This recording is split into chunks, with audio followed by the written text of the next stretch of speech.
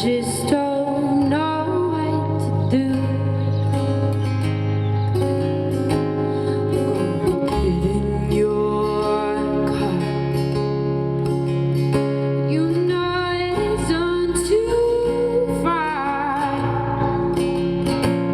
Gonna drive towards the car. We have chosen the winter solstice as the ideal time for shining a light on mental illness and on all the sorts of triggers that can lead to irrevocable acts and to heartbreak and anguish.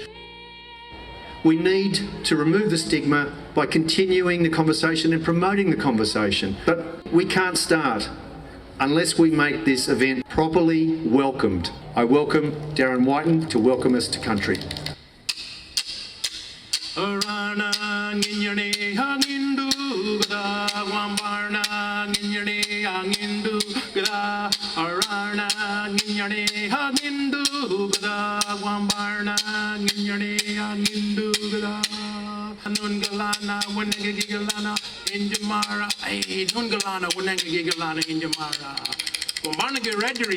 Welcome to WIRADJURI country. Hi.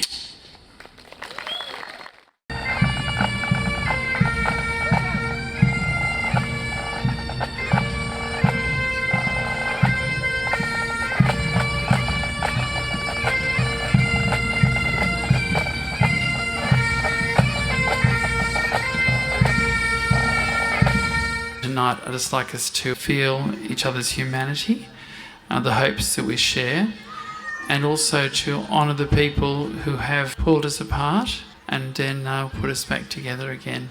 And it's nights like tonight that do that, help to put us back together again.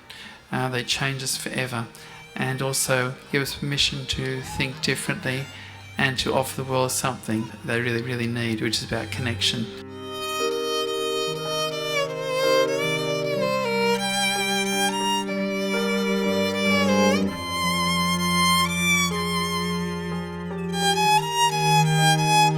The man who weeps ignores us and cries out of his writhen face and ordinary body, not words but grief, not messages but sorrow, hard as the earth, sheer, present as the sea.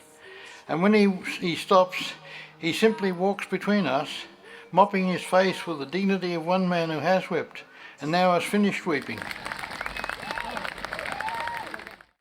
The reason I've been invited here is because in 2016 I wrote a book called Farewell to the Father, and that was basically about my life growing up as the son of a highly successful, charismatic, warm, loving maniac, really.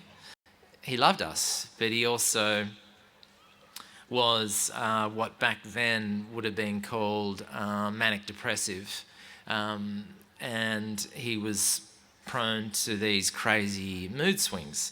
I mean, Dad's depression was something that back then we would never have talked about to anybody.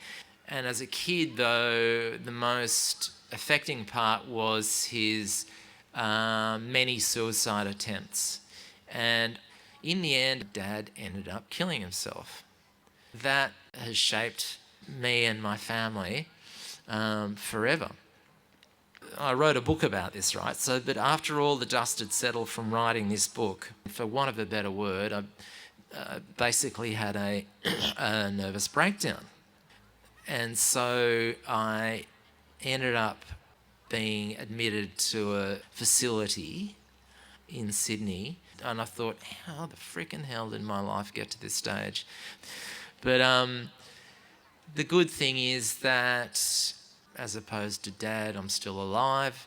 And that's a message that's worth repeating to people who think that life is all fucked and it's not worth being alive. It is worth being alive. It's very difficult. It's full of troubles. But essentially, being alive is a great thing. So thanks for listening. I feel really flattered having been asked to speak here tonight, having seen the calibre of past speakers and those here talking tonight. Mental ill health and suicide are amongst the biggest sleeper issues of our time. Like everyone else here, I have been touched by suicide. I've lost friends close to me and family. From time to time, I have people who reach out to me, usually LGBTIQ people, because they are having a really dark time and they're in a dark place and they're questioning where they fit in the world.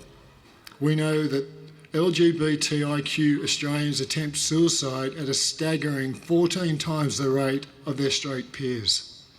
We know that the average age of the first suicide attempt for a gay person is 16.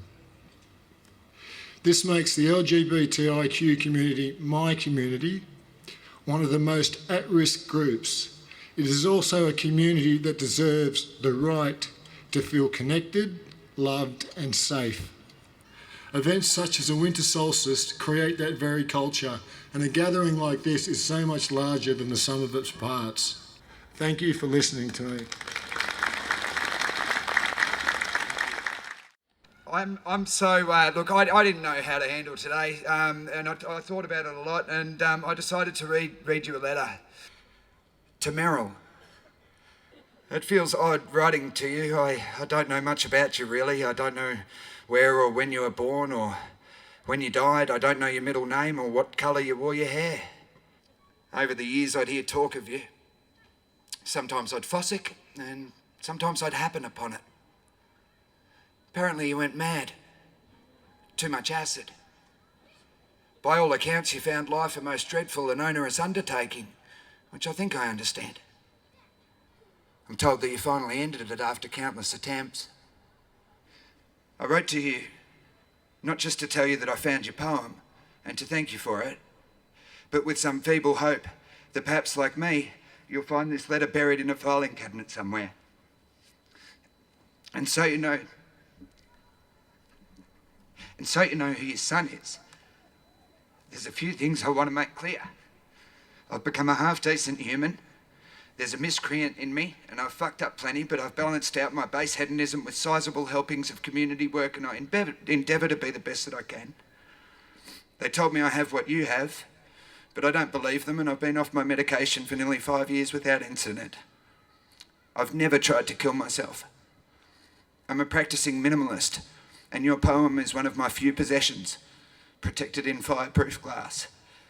To be honest, for that's what letters ought to be, I think I did better without you. I think you knew I would. You are mostly forgotten now, which happens, of course, but your poetry stays near, and that is your gift. With true thanks for changing my life for the better, forever for your, once and for all, big Bonnie baby son, Samuel Joseph.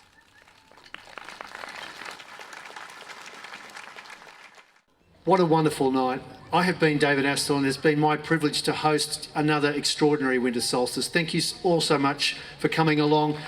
Keep talking, keep connecting, and we'll see you next year. Bye-bye.